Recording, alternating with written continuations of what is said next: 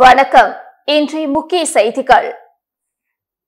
மின் கட்டண வார கடனை வசூலிக்காமல் ஆண்டுதோறும் மின் கட்டணத்தை உயர்த்தும் புதுச்சேரி அரசின் போக்கு கண்டனத்துக்குரியது என சமூக ஆர்வலர் திரு ஜோஸ் சார்லஸ் மார்டின் அவர்கள் கருத்து தெரிவித்துள்ளார். இது தொடர்பாக சமூக வலைதளங்களில் அவர் வெளியிட்டுள்ள பதிவில், புதுச்சேரியில் அரசு அலுவலகங்கள், உள்ளாட்சி அமைப்புகள், தனியார் அமைப்புகளிடமிருந்து ரூபாய் 1077 கோடி மின் கட்டணம் வசூலிக்கப்படாமல் உள்ளது. மின் கட்டண வார கடனை வசூலிக்காமல் ஆண்டுதோறும் மின் கட்டணத்தை உயர்த்தும் புதுச்சேரி அரசின் போக்கு கண்டனத்துக்குரியது.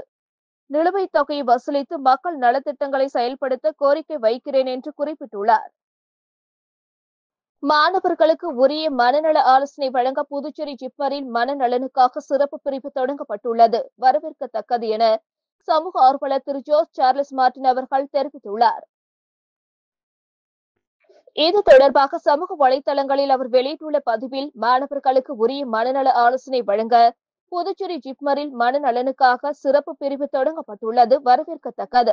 இதன் மூலம் மாணவர்களின் அழுத்தங்கள் நீங்கும், வளமான இளைய தலைமுறை உருவாக்கும். இந்த ஏற்பாட்டை செய்த அனைவருக்கும் பாராட்டுக்களை தெரிவித்துக் கொள்கிறேன் என்று குறிப்பிட்டுள்ளார். விளையாட்டு வீரர்களுக்கு ஒதுக்கப்பட்ட மேல்நிலை மற்றும் கீழ்நிலை எழுத்தர் பணிக்கு தேர்வு செய்யப்பட்ட 11 நபர்களுக்கு முதலமைச்சர் ரங்கசாமி பணியாணையை வழங்கினார்.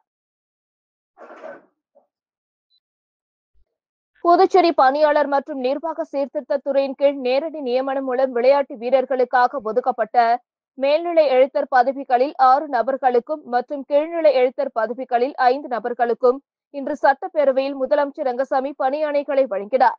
அரசு கொறடா திரு ஏகேடி ஆறுமுகம், சார்பு செயலர் ஜெயசங்கர் மற்றும் அதிகாரிகள் இந்நிகழ்ச்சியின் போது உடனிருந்தனர். காத்திருப்போர் பட்டியலில் இருந்த 4 பேருக்கு தீயணைப்பு வீரருக்கான பணி ஆணையினை முதல்வர் ரங்கசாமி வழங்கினார். புதுச்சேரி தீயணைப்பு துறையில் காலியாக இருந்த பணியிடங்கள் நேரடி போட்டித் தேர்வு வாயிலாக உடற்தகுதி மற்றும் எழுத்துத் தேர்வு மூலமாக தேர்வு செய்யப்பட்டு அவர்களுக்கு கடந்த மே மாதம் பணி ஆணைகள் வழங்கப்பட்டன. மேலும் காலியாக இருந்த பணியிடங்களில் முதன்மை தேர்வு பட்டியலில் இருந்தவர்கள் பணியில் சேர தவறியதால் ஏற்பட்ட காலி பணியிடங்களை நிரப்பிட காத்திருப்பு பட்டியலில் உள்ளவர்களை கொண்டு பணியமர்த்த முடிவு செய்யப்பட்டது. அதன்படி ஒரு பெண் உள்ளிட்ட 4 தீயணைப்பு வீரர்கள் தேர்வு செய்யப்பட்டனர். இவர்களுக்கு பணியாணைகள் வழங்கும் நிகழ்ச்சி புதுச்சேரி சட்டசபையில் நேற்று நடந்தது. முதல்வர் ரங்கசாமி தேர்வான தீயணைப்பு வீரர்களுக்கு பணியாணை வழங்கினார். சபாநாயகர் செல்வம், அமைச்சர் ஜெயக்குமார், கோட்ட தீயணைப்பு அதிகாரி இளங்கோ மற்றும் துறை அதிகாரிகள் உடனிருந்தனர். வந்தே மாதரம் பாடல் உருவாக்கி 150 ஆண்டுகள் நிறைவு பெற்றதை கொண்டாடும் வகையில் காரைக்காலில் மாவட்ட நிர்வாகம் சார்பில் வந்தே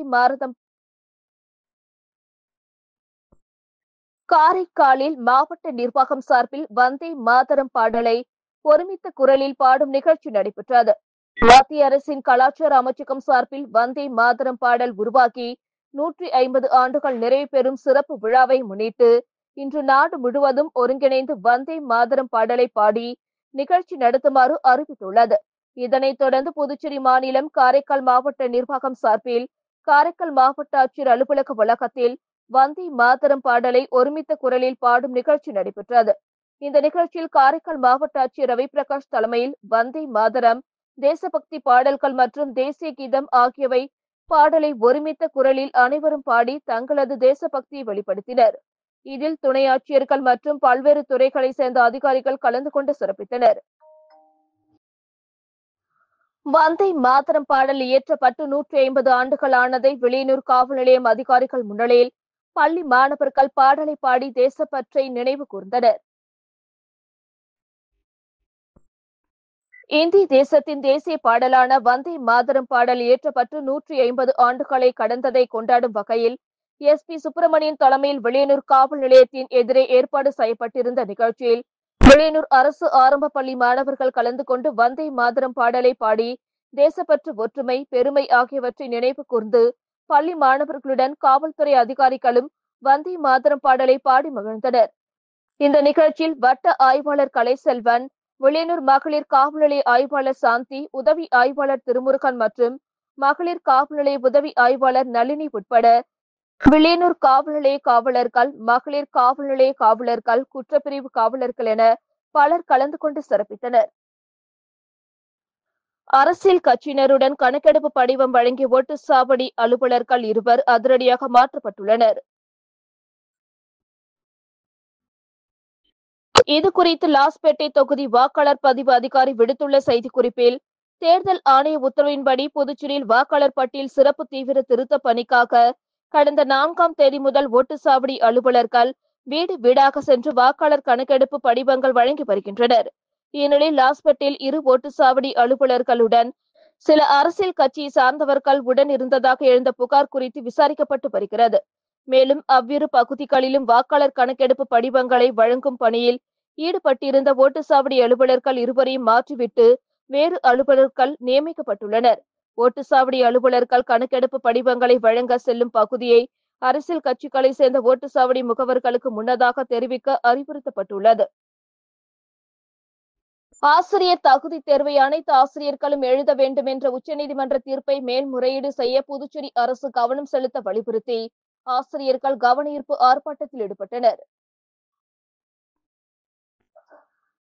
ஆசிரியர் தகுதி தேர்வு அனைத்து ஆசிரியர்களும் எழுத வேண்டும் என்ற உச்சநீதிமன்ற தீர்ப்புக்கு மேல்முறையீடு செய்ய புதுச்சேரி அரசு கவனம் செலுத்த வேண்டும் உள்ளிட்ட 5 அம்ச கோரிக்கைகளை வலியுறுத்தி காரைக்காலில் அனைத்து நிலை ஆசிரியர்கள் கூட்டமைப்பு சார்பில் கவனஈர்ப்பு ஆர்ப்பாட்டம் நடைபெற்றது.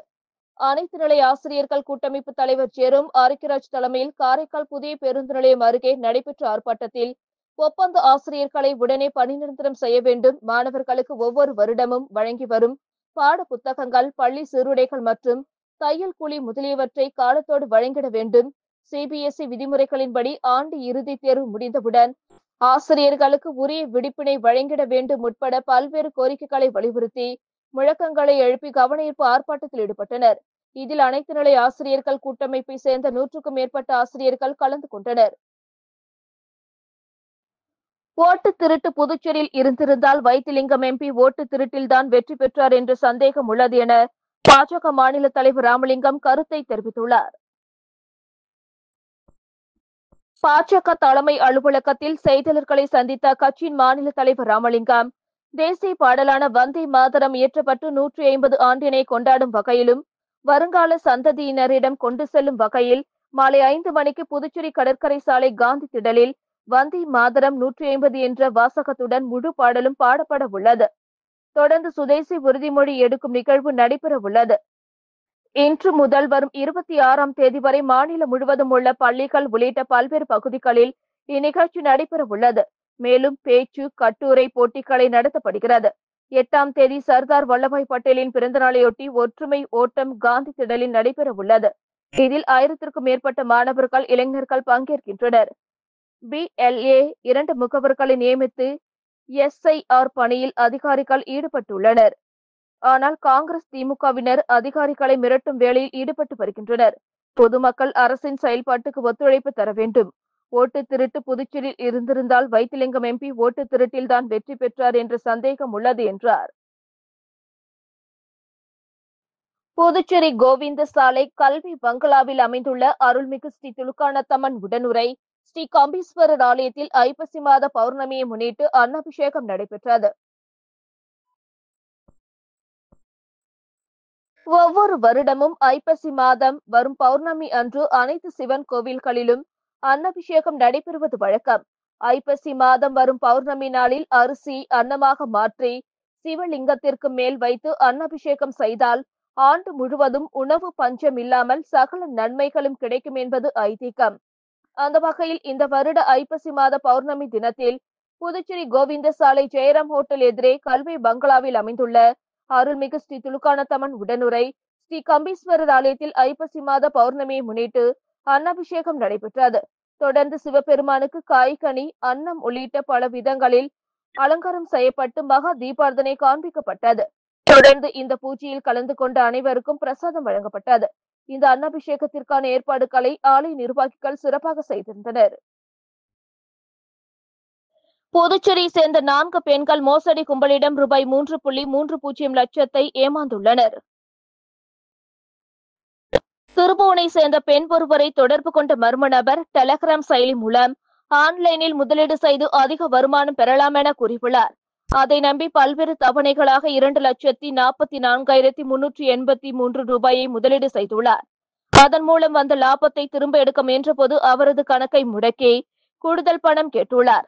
அதன் பிறகு மோசடி கும்பலிடம் பணத்தை இழந்தது தெரிய வந்தது. இதேபோல் பிள்ளையார் குப்பத்தை சேர்ந்த பெண் 43,999 ரூபாய், கரசூரை சேர்ந்த பெண் 32,000, டி நகரை சேர்ந்த பெண் 10,000 என 4 பெண்கள் மோசடி கும்பலிடம் 3,30,382 ரூபாய் ஏமாந்துள்ளனர். இது குறித்து சைபர் கிரைம் போலீசார் வழக்கு பதிந்து விசாரித்து வருகின்றனர். புதுச்சேரியில் ஊதியம் குறைவாக கொடுப்பதாக கூறி எலக்ட்ரிக் பேருந்து ஓட்டுநர்கள் வேலைநிறுத்த போராட்டத்தில் ஈடுபட்டுள்ளதால் பேருந்து சேவை தொடங்கப்பட்ட 10 நாட்களுக்குள் நிறுத்தப்பட்டுள்ளது.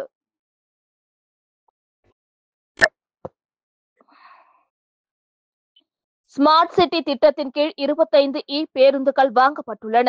இவை தனியார் மூலம் இயக்கப்பட்டு வருகிறது. புதுச்சேரி அரசின் சாலை போக்குவரத்து கழகத்தின் கீழ் இயக்க வேண்டுமென அனைத்து தரப்பினரும் கோரிக்கை வலியுறுத்தியும் தனியார் மூலம்தான் இயக்கப்பட்டு வருகிறது. இந்த நிலையில் திடீரென இன்று வேலைநிறுத்த போராட்டத்தில் தனியார் ஊழியர்கள் ஈடுபட்டுள்ளனர். சம்பளம் குறைவாக கொடுக்கப்படுவதால் பேருந்துகளை இயக்க மாட்டோம் என கூறி பேருந்துகளை பணிமனையில் நிறுத்தியுள்ளனர். தற்பொழுது சம்பளமாக 21,000 ரூபாய் வழங்கப்பட்டாலும் பிடித்தம் போக கையில் 17,000 மட்டுமே கிடைக்கிறது. அதனால் சம்பளத்தை 25,000 உயர்த்த வேண்டுமென பேருந்து ஓட்டுநர்கள் கோரிக்கை வைத்துள்ளனர். பேருந்து சேவை கடந்த 27ஆம் தேதி துவங்கியது. 10 நாட்களுக்குள்ளேயே ஸ்ட்ரைக் என்பது குறிப்பிடத்தக்கது. தனியார் மருத்துவக் கல்லூரியில் மாணவிகளிடம் பாலியல் சீண்டலில் ஈடுபட்ட லேப் டெக்னீஷியன்கள் மீது நடவடிக்கை எடுக்க வலியுறுத்தி செவிலியர் மாணவ மாணவிகள் போராட்டத்தில் ஈடுபட்டதால் பரபரப்பு ஏற்பட்டது. புதுச்சேரி கனகசெட்டிக்குளம் பகுதியில் தனியார் மருத்துவக் கல்லூரி மற்றும் மருத்துவமனை இயங்கி வருகிறது. இங்குள்ள செவிலியர் கல்லூரியில் பயிலும் மாணவர்கள் மருத்துவமனையில் பயிற்சிக்காக செல்லும் போது அங்கு எக்ஸ்ரே பிரிவில் டெக்னீஷியனாக பணிபுரியும் 2 வாலிபர்கள் 10க்கும் மேற்பட்ட மாணவிகளிடம் தொடர்ந்து பாலியல் சீண்டலில் ஈடுபட்டதாக கூறப்படுகிறது. இது குறித்து பாதிக்கப்பட்ட மாணவிகள் கல்லூரியின் உள்ளீட்டு புகார் குழுவிடம் புகார் தெரிவித்துள்ளனர். அவர்களும் விசாரணை நடத்தி குற்றம் நடந்ததை உறுதிப்படுத்தி உள்ளனர். ஆனால் குற்றச்சாட்டுக்கு உள்ளான நபர்கள் மீது இதுவரை நடவடிக்கை எடுக்கப்படவில்லை. இந்நிலையில் மாணவிகள் மீதான பாலியல் துன்புறுத்தல்களை மூடி மறைக்கும் தனியார் கல்லூரி நிர்வாகத்தை கண்டித்தும் மாணவிகள் மீது பாலியல் சீண்டலில் ஈடுபட்ட நபர்களை பணிநீக்கம் செய்து அவர்கள் மீது சட்ட ரீதியான நடவடிக்கை எடுக்க வலியுறுத்தியும் 100க்கும் மேற்பட்ட செவிலியர் கல்லூரி மாணவ மாணவிகள் கல்லூரி வளாகத்தில் திடீரென போராட்டத்தில் ஈடுபட்டனர். இதனால் கல்லூரி வளாகத்தில் பதட்டமான சூழல் ஏற்பட்டுள்ளது. கடந்த சில தினங்களுக்கு முன்பு புதுவை காலாப்பட்டில் உள்ள மத்திய பல்கலைக்கழகம் மற்றும் காரைக்காலில் உள்ள பல்கலைக்கழகத்தின் கிளை ஆகியவற்றில் மாணவிகளுக்கு பேராசிரியர்கள் பாலியல் தொல்லை கொடுத்த சம்பவம் பெரும் அதிர்வலைகளை ஏற்படுத்திய நிலையில் தற்பொழுது மீண்டும் ஒரு தனியார் மருத்துவக் கல்லூரியில் மாணவிகளுக்கு லேப் டெக்னீஷியன்கள் பாலியல் தொல்லை கொடுத்துள்ள சம்பவம் பரபரப்பு ஏற்படுத்தியுள்ளது. புதுச்சேரி மாசு கட்டுப்பாட்டு குழுமம் சுற்றுச்சூழல் தகவல் விழிப்புணர்வு திறன் மேம்பாடு மற்றும் வாழ்வாதார திட்டத்தின் கீழ் பசுமை திறன் மேம்பாட்டு திட்ட பயிற்சிக்கு விண்ணப்பங்கள் வரவேற்கப்படுகின்றன.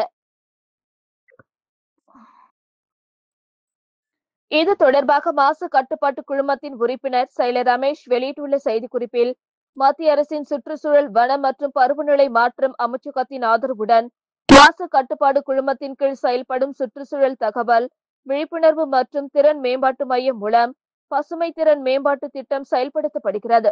அதன்படி வரும் டிசம்பர் 22ஆம் தேதி 64 வேலை நாட்கள் கொண்ட சூரிய நிறுவன உதவி மேலாளர், 56 வேலை நாட்கள் கொண்ட மின்சார வாகன சார்ஜிங் நிறுவல் நுட்ப நிறுவனர், ஜனவரி 19ஆம் தேதி 49 வேலை நாட்கள் கொண்ட ஆகாய தாமரை தொழில் முனைவர் பயிற்சிகள் அளிக்கப்படுகிறது. விருப்பமுள்ள விண்ணப்பதாரர்கள் வரும் 10ஆம் தேதி முதல் அடுத்த மாதம் 10ஆம் தேதி வரை ஆன்லைன் மூலம் விண்ணப்பிக்கலாம். பயிற்சிக்கு கட்டணம் இல்லை. புதுச்சேரி பகுதியை தவிர பிற பகுதிகளில் இருந்து வரும் விண்ணப்பதாரர்களுக்கு தங்கும் வசதி மற்றும் உணவு இலவசமாக வழங்கப்படும். ஒவ்வொரு பயிற்சிக்கும் மொத்தம் 30 பேர் மட்டுமே சேர்க்கப்படுவர். பயிற்சி முடிவில் அரசு அங்கீகாரம் பெற்ற சான்றிதழ் வழங்கப்படும் என குறிப்பிடப்பட்டுள்ளது. புதுச்சேரி குருமாம்பேட் பகுதியில் எழுந்தருளியுள்ள ஸ்ரீ யோகமயா லலிதாம்பிகை ஸ்ரீ மகா சாம்ராஜ்ய லலிதாம்பிகை ஆலயத்தில் ஐப்பசி மாத பௌர்ணமியை முன்னிட்டு அம்மனுக்கு மகா அபிஷேகம் மற்றும் மகா தீபார்த்தனை நடைபெற்றது. இதில் திரளான பக்தர்கள் பங்கேற்று அம்மனை வழிபட்டு சென்றனர். புதுச்சேரி குருமாம்பேட் பகுதியில் அமைந்துள்ளது ஸ்ரீ யோகமாயா லலிதாம்பிகை மற்றும் ஸ்ரீ மகா சாம்ராஜ்ய லலிதாம்பிகை திருக்கோவில்.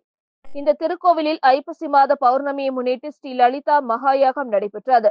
தொடர்ந்து ஸ்ரீ மகா சாம்ராஜ்ய லலிதாம்பிகை மற்றும் ஸ்ரீ யோகமாயா லலிதாம்பிகைக்கு பால், தயிர், சந்தனம், திருநீர், திருமஞ்சனம், குங்குமம் உள்ளிட்ட பல்வேறு வாசனை திரவியங்கள் கொண்டு மகா அபிஷேகம் செய்யப்பட்டு தொடர்ந்து யாகசாலையில் வைக்கப்பட்ட கலச நீரால் அம்மனுக்கு சிறப்பு அபிஷேகம் செய்யப்பட்டது.